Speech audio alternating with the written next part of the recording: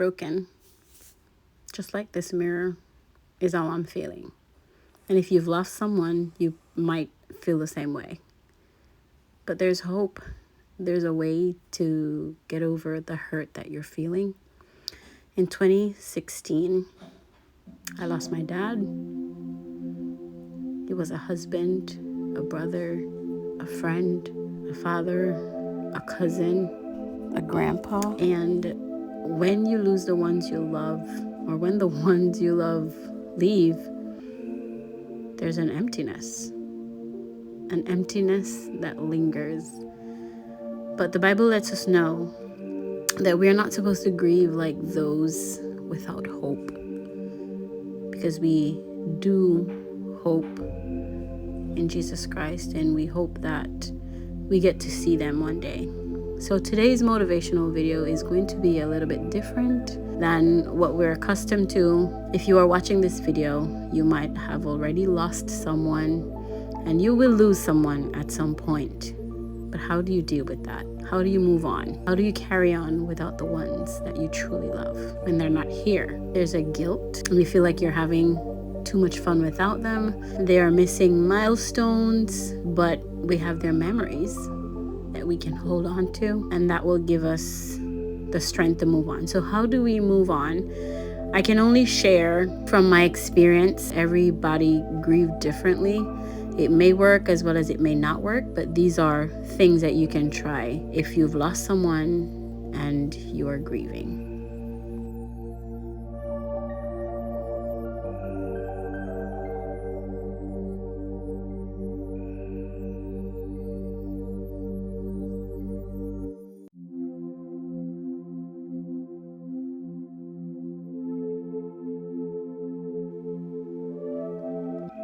So for me, I think the opportunity to actually be able to see the whole thing being done help with the healing process. It's harder when someone dies and you're unable to go. Like in Jamaica, it's a whole thing. When someone passes, like I find that in America, they pass today, and like a week at best later they're already buried. But in Jamaica, it's like a whole thing. We do it so differently back home, and it's like a whole thing. So I feel like being there and seeing the grave being dug, it still doesn't feel real. And even though I'm making this video, it still does not feel real. We got some showers when they were painting, and so they covered it. And I feel like just seeing where she's gonna be laid, because this one is my aunt, this is the most recent. So just seeing where she was gonna be laid brought me some comfort. If someone had to tell it to me, or if I probably had to watch it online and not be there in person, I feel like it would have been more painful. So just the fact that I got to see where she was going to be laid, and just to see what she looked like before she was laid, and what the inside of the coffin looked like, that brought me some comfort. Okay, so as a friend, what can you do as a friend? I feel like there are no words. I personally, someone passes away, I probably would send a text message, depending on how close we are, because during that time, people really don't want to talk. Because if it's not the case where you're gonna tell me, oh, I'm bringing her back, which you cannot do, we don't need to be having a conversation. So if you shoot that person a text message, the person will read it, find comfort in the words, because I'm sure you'll find comforting words to share with that person. But to call the person and just want to be on the phone, I don't think that's making it any easier for someone. So if you know someone or have as a friend who's lost someone, the best thing that you can do immediately, depending on how close you are to the person, is send a message. You can also choose to just visit. If you go visit, there is nothing you can say that's going to make it better. So you are going to just be there, and as a friend, you're going to lend a listening ear, you're going to lend a shoulder, you're going to lend a blouse, you're going to lend a rug, whatever it is for that person. So at this point, my sister is giving her remembrance. She spent a lot of the last few moments with our aunt, so she's giving her remembrance of her. She would journey with us halfway home. She and mom always had something to talk about. I have always wanted my ears to pierce, but mom didn't want me to. So I took the opportunity, one of those weekends, to ask Auntie Bev to do it, and she did. This made my mom very unhappy. Auntie loves pea soup and stew peas. Sometimes when she wanted to cook it, she would ask me to purchase this thing for her. I would buy it, then caution her while outside. On September 15th, Auntie called me. The first thing she said after I answered was, if I saw a light. My response was, light? She said, yes, Lev. I was sitting in my room and the whole place lit up. And I said, ee. She said, yes. I had to go on the veranda. And when I went outside, it was the prettiest light I have ever seen. I said to her, so why you never video it? She said she didn't think of that.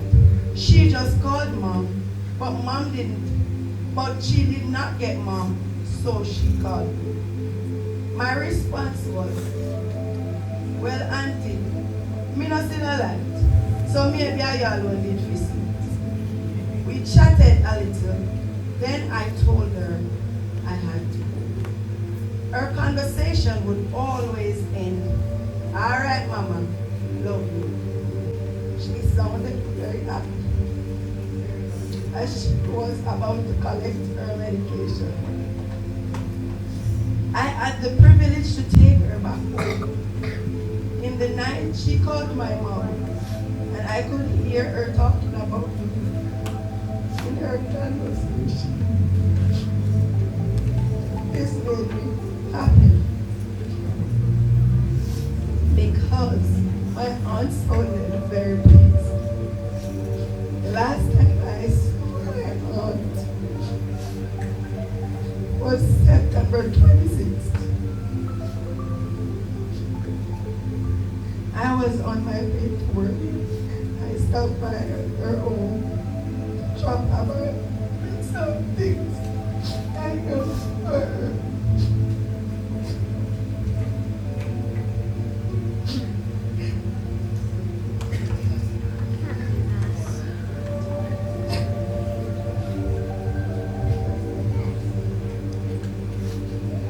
She thanked me for the things that I did. I never complained that she had paid. She looked and sounded good from the outward appearance. I know my aunt struggles with her illness, but she didn't come. She knew she wouldn't stay for her. May her soul rest in peace. May your soul rest in peace, my dear auntie. And may light perpetually shine on you. Gone, but not forgotten.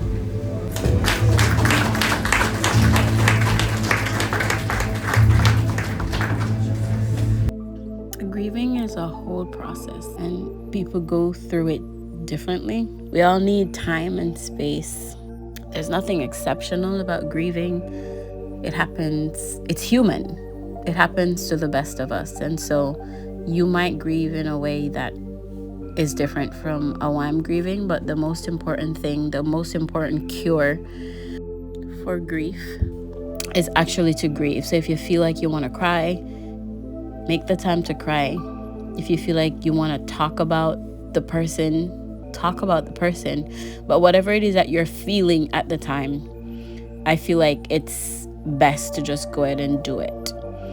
You want support. I feel like if you have someone who is always going to be listening, or just someone who honors your grieving, then that's the person you want to kind of lean toward for your support, and someone, who can embrace and just accept the way that you're mourning or the way that you're grieving.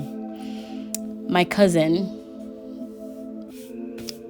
the lady in white, who's offering kisses to everybody, that's her mom. And so she defines the feeling that she was feeling, and I could relate to this as having like a ball in your chest that's wanting to burst. Now that feeling is just a feeling you feel when you are missing the people you love, or when you know for sure that you're not going to see them again, at least not for right now, or you can't just pick up the phone and call them for right now. I feel like just breathing slowly and deeply also helps. We are prone to be more miserable and agitated, but if you are actually consciously thinking about what you're going through, it will help you to not be so overwhelmed, and that we're not supposed to be anxious, because the Bible reminds us that we're not supposed to be anxious for anything. And so though we're grieving, we still want to practice those deep breathing, because we are going to lose sleep at night, and the ones you love or the ones you're missing are literally going to take over all your thoughts. It will also help to share your feelings just with someone you trust, whether it's a professional, a friend, or for me, what works for me is journaling. I've always been a person to journal, kind of just write stuff down, get my thoughts out without necessarily having to say it to someone. And they say that that is probably the beginning of your journey of grief. Though it may feel as if nothing will change, I feel like over time, it never goes away. It's gonna feel like it happened yesterday, but over time it gets softer and softer, and you're able to, instead of crying all the time when it's fresh, over time you start to cherish the memories, because you want to keep those memories alive. You want to always remember the person. Now, if you write stuff down, you basically have a record of the change that you're seeing in yourself as the healing process begins to get easier for you. You want to make sure also that you're eating, because you're not going to feel as though you want to eat. And the kinds of food at this point that we eat will matter.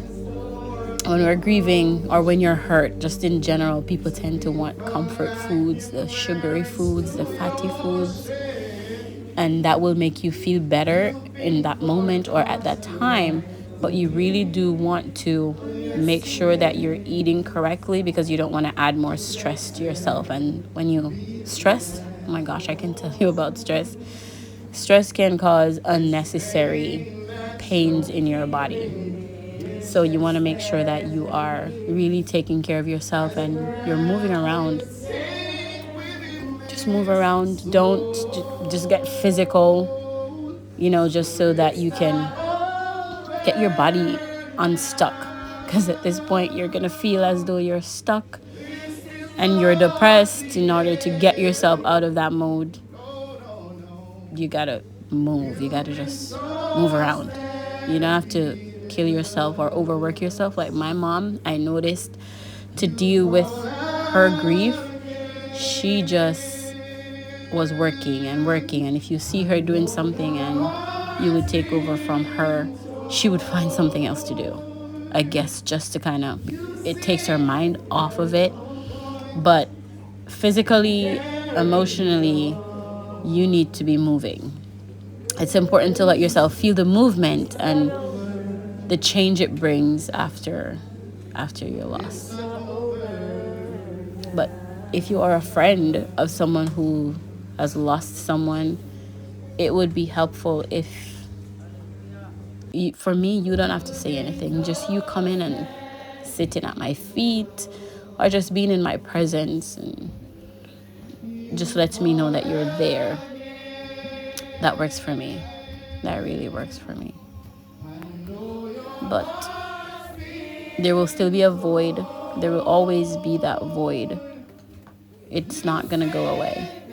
But I can tell you that staying in the grief for too long can really just affect you in general and affect the people that are around you. You don't have to jump out of grief right away. As a matter of fact, if it's someone that you really love, it will take you time. And then as a friend too, you don't want to say the wrong things. Like some people will come and say, oh, God understands, or it's her time. Hey, it's her time. She's already gone. We know that. But you don't be the person to say that, because the person is hurting, and when you say that, that's not going to help with the healing process. So for those who are grieving, as we try to cope with grief, we want to be prepared, because like my dad passed away on one of my boys' birthday. I feel like now, because it's every year now, I'm prepared for the reactions. They are sometimes worse than others. But what I try to do is kind of like plan ahead for the distraction. Think about the relationship that we shared, and I connect with people, and I allow myself to just be and to just feel. So if I'm crying, I'll cry. Grief, according to Earl Roman, is not a disorder. It's not a disease, nor is it a sign of weakness. It is an emotional, physical, and spiritual necessity, the price you pay for love. Hence, the only cure for grief is to grieve. Family, friends, well-wishers, ladies and gentlemen, it is a profound honor to stand before you in this capacity this afternoon to celebrate the life of one of the most kind, blunt, and free-spirited individuals I've ever met, Lorna Joy Campbell, my auntie Bev. Given her personality, her positive outlook on life, and the way she had no room for nonsense, today, I do not wish for us to remember how she died, but rather the way she lived. Affectionately called Beverly, her name grew shorter over the years. Miss Bev, Bevo, B, was remarkable in so many ways. She lived her life with great passion, simplicity, and importantly, through service to others. What a woman loved doing. In so doing, touched so many people during her time here with us. With that said, I now invite you to board Flight LC 1956 with me and Deja as we reflect on the life of this God-fearing woman.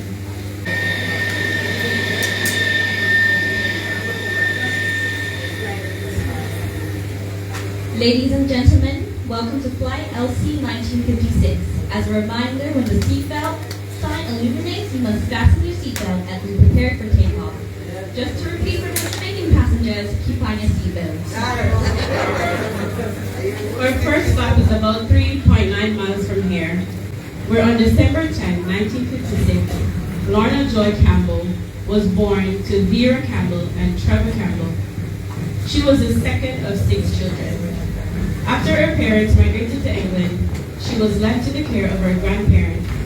She spent her childhood years exploring the community and gaining an education at the Long Road All-Age School. As a teen, she loved to sew. She practiced the skill with Miss Maggie, who was a dressmaker in the district. Ladies and gentlemen, the captain has turned off the fasten seatbelt sign, and you may now move around the cabin. However, we also recommend keeping on your seatbelt fastened while you're seated and pay attention for further in-flight instruction. Our next stop, as you may be able to tell from the view, has something to do with romance. On a fateful night close to 52 years ago, Auntie met Uncle Calvin, who is a native of Long Road here in St. Mary. The two would mark that fateful night at Miss Listill's shop where Uncle Calvin used his charm to capture her heart. Things got steamy, and they did not waste time to start reproducing. Together they had 5 children: Robert, Neville, Frederica, Moses, and Horace Collington. Pauline moved to Junapen and later went to move her sister here as well. Auntie and Uncle Calvin later got married in 1987. However, a few years later, they were separated. After her divorce, she remained a single prelude. According to her, I answer to nobody. I go about my business anytime, and I go out to my bed anytime. After having her children to provide for them, the easiest job she could think of was a domestic worker, which she did very well. She worked at the bakery in Otter Bay with Mr. Marsh. However, her real passion was nursing, but that did not materialize for her. She then decided on babysitting gigs. She loved the children she cared for as her own, to the point where it was no problem for her to take them home with her on her days off. Auntie not take the time from the body. She would walk off a job if she even dreamt she was being disrespected. She grew the children as her own. Needless to say, they had to wash their brief and their body in a pan, whether their parents like it or not. She tried to encourage her daughter Putus to venture into the nursing career, but Putus was not having it. Talk about parents who live their life through their quickly. We pause here to announce that in a few moments, the flight attendant will be passing around the cabinet to hand out a special item she never get dressed without. Handkerchief.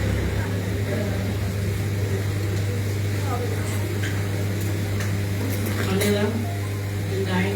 You may not have enough for everyone, but if you all know Auntie, she never get dressed without this kerchief, never even mind the color that you're getting, because she no matchy with the kerchief at all. Our next stop, as you can see from the full panoramic view, is in front of Enfield Primary and Junior High School, where Auntie used to cook up a storm, making a living in her makeshift kitchen, earning the nickname head chef. Why? Because she was very good at it. If you were a student at the time, you will agree that the food was always scrumptious and seasoned to the bone, especially the fried chicken one. She was one of few people who could take off the hot pot cover with her bare hands. Anyone who interacted with her knew she loved her children dearly and made many sacrifices for them. The love spilled over to her grandchildren. I remember how overjoyed she was when her first grandchild, Cleopatra, was born. Her school weird tale. In other words, a happier person you couldn't find. A few years later, she made the decision to raise her grandson, Matthew. He went everywhere she did, even though his father, Moses, was living with them.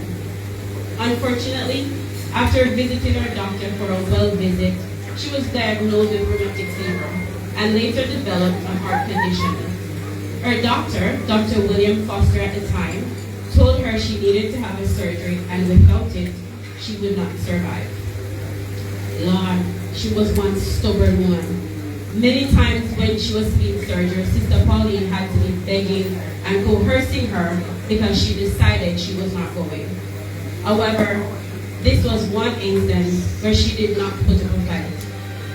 The trip took them to the United States, and it was a very costly one, especially since you could not just go down and Mr. Chin to buy a new house. Her eldest sister Patsy, may her soul rest in peace, Uncle Harold, and her daughter Frederica pulled together the fund to fund this trip. In 2004, with bags packed and faith that was bigger than fear, Auntie and her sister Pauline went to Colorado Springs in the United States. There she did an open heart surgery. Admittedly, the treatment they received was first class. Pauline had to make the decision to do a surgery every 10 years or one that will last a lifetime, with her taking meds to ensure her blood does not get too thick or too thin, so she chose the latter. Thankfully, the surgery was a success, and she returned home in the care of her sister Pauline. Today we thank God the result of that surgery extended her life by 18 more years. Auntie had a way with words. You had no choice to laugh when she coined words and phrases out of the blue. For example, she would say, "They're going to read my mentions from the phone," or "They're going to grab my knapsack bag." We would try to correct her gently, but of course, you won't hear the end of it. God and I couldn't know more than big people. And of course, being respectful, we would keep our lips shut. Then how could we forget, as children, we would go down just where she lived by the Gutsmore, where she rented at the time. Mommy would stay so late that we would all fall asleep. Then she would wake us up. By this, everybody started scratching and people won't laugh. On top of that, Auntie follow Mommy go halfway. They stopped and chat a little. Mommy follow Auntie go halfway again and chat some more. To us, that was just madness and did not make any sense. Funny enough, it really does portray the love and bond they had for each other. Auntie never old, but she called all the children's name before she get to the child she wanted. Put, Tom, Son, Dean, Moses, which was hilarious to us all. Then we recalled when Mommy left for England and she had to care for us. In a big Sunday, Auntie could can't leave her right. And she and Daddy alone with that because we wanted bone to crack. Over the years, Auntie mastered the art of taking her meds. She knew the blood was too thick. She knew when the blood was too thick or too thin. She knew when to back off the pills and when to start taking them again. She had it down to the science.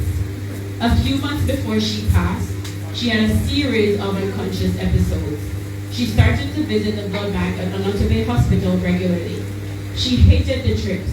Leggy was a designated driver, and she shared many fun memories.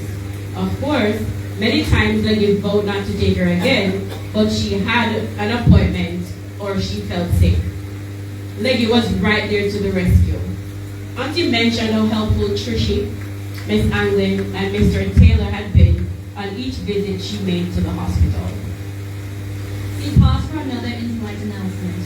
We will be arriving at our destination in 10 minutes. The temperature there is a cool 50. Our final stop is no place than memory lane. Here we will get to experience Auntie Beth through the lens of her family members and close friends. Charlene remembers her saying, "You're going in a leggy because your mother never ran periods. The 2 hours is one of a kind." Truth be told, Auntie and Leggy are the ones who are much alive. On Wednesday, September 28, 2022, the day before she passed, Nam remembers Auntie telling her to stay off the road because time getting serious. That same Wednesday, her friend Barbara recalls offering her watermelon and wanted her to bring it the next day, but Auntie urged her to bring it now, which she did. Her favorite cousin Deli Bruce recalls her last conversation where she was asking her to come spend 2 weeks with her so they could eat red herrings, laugh, and chat. Tamika recollects her encouraging her to grow up the children in the fear of the Lord. Her friend Pam remembers her partner in crime, specifically when they eat patties, knowing that it would increase their blood pressure, and laughed about it. On that same day, she charged Moses to take care of his daughter Moya. Remember your older sister Putus and look up to Auntie Polly. Moses remembered his last moments with her that Wednesday night as both run rat race to the kitchen for food. Later that night, in the distance, he could hear him conversing with my mother as they would on a regular night. Finally, her sister Pauline recalls the countless phone calls, visits, as well as fallouts that never lasted for long. Once she calls Auntie, it's like nothing happened. My mom shared a close relationship with Auntie Bev, and there was nothing that could come between them. I can recall Mommy calling me with a complaint, Auntie calling me with the same complaint, 5 p.m. and then at 6 o'clock, Mommy would call again. Me don't have a home. Putus, my siblings and I quickly learned not to get into their business. Mommy remembers the final conversation they had the night before she passed. They talked about Uncle Sigafrey and their mother. Auntie literally put Mommy to sleep. I remembered her calling me that night before she died. We spoke for about 8 minutes. as she called to check upon my family and I before Hurricane Ian. As a matter of fact, she called a number of persons in her phone that day before she passed. On September 28, 2022, Moses noticed that her window did not open at the usual time it did in the morning. He went into the bedroom to ascertain if she was awake. Sadly, she was not. We can rest assured that she made peace with those whom she interacted. Auntie survived by her mother Vera, sisters Pauline, Pamela Taylor, and Vera Lewis, her brother Barrington Campbell, daughter Frederica, sons Robert, Neville, and Moses Clinton, nieces, nephews, grandnephews, grandchild, other relatives, and friends. Helen Keller states, and I quote, what we have once enjoyed and deeply loved can never lose, for all that we deeply love become a part of us. To us, you will never die, as your name will always be spoken. Rest in peace, Alice. We love you, and we miss you very much. For those of us who are left behind, let us make it our goal to not wait for someone to die before we reunite. Life is short. Forgive quickly, love truly, laugh uncontrollably, and never forget anything that made you smile. Tomorrow is promised to no man.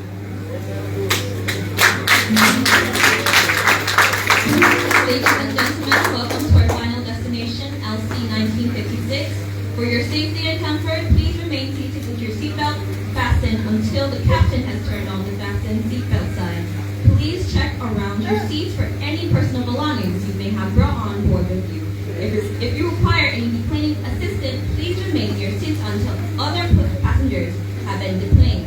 Once, one of our crew members will be pleased to assist you. On behalf of Campbell Airlines and the entire crew, I'd like to thank you for joining us on this trip.